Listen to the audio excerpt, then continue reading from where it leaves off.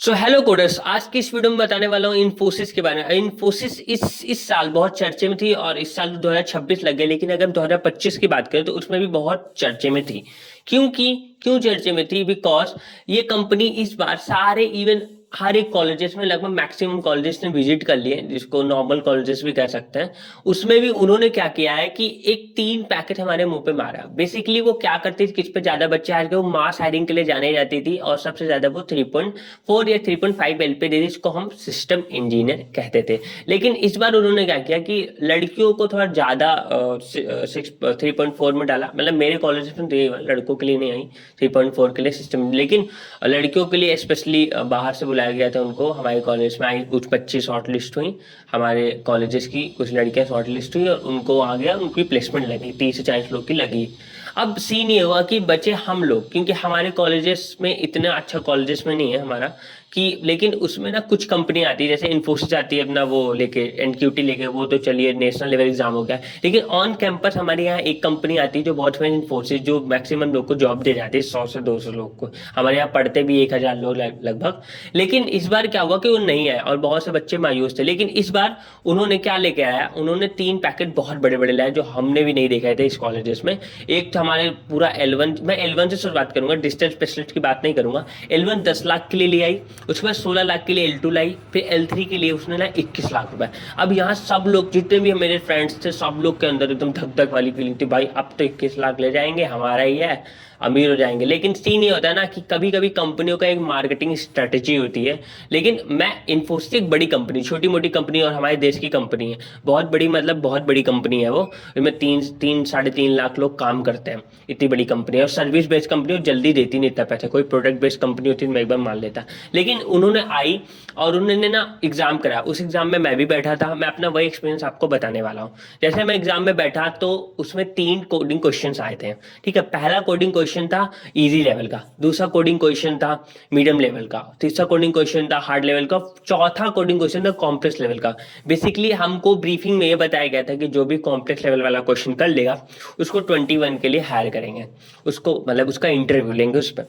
लेकिन वो हमें भी पता था रियलिटी की 21 में तो कोई नहीं जाने वाला। इवन 16 लाख यानी L3 और L2 में तो कोई नहीं जाने वाला 21 और 16 के लिए। लेकिन हमको ये तो पता था 10 लाख और जो 7 लाख जिसको डिस्टेंस स्पेशलिस्ट बोला गया उसमें लोग जाएंगे, उसमें मैक्सिमम का होगा। लेकिन वो जब रिजल्ट आता है तो सब शॉक हो जाते हैं, क्योंकि इतने बच्चे बैठे, 8 से 9 बच्चे एलिजिबल हो गए थे शॉर्टलिस्ट में, मतलब किसी का बैकलॉग वगैरह हटा दिया जाए।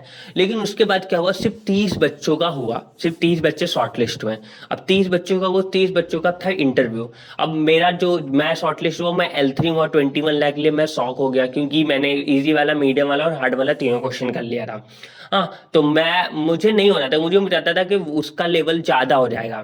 ठीक है, तो फिर मैंने क्या किया, मैं जब इंटरव्यू में जाता हूँ तो मेरा इंटरव्यू क्या होता है कि हमको एक कोडिंग क्वेश्चन पकड़ाते हैं कि बेटा इसको करके दिखाओ। इंटरव्यूअर के सामने आपको कोडिंग क्वेश्चन करना होता है।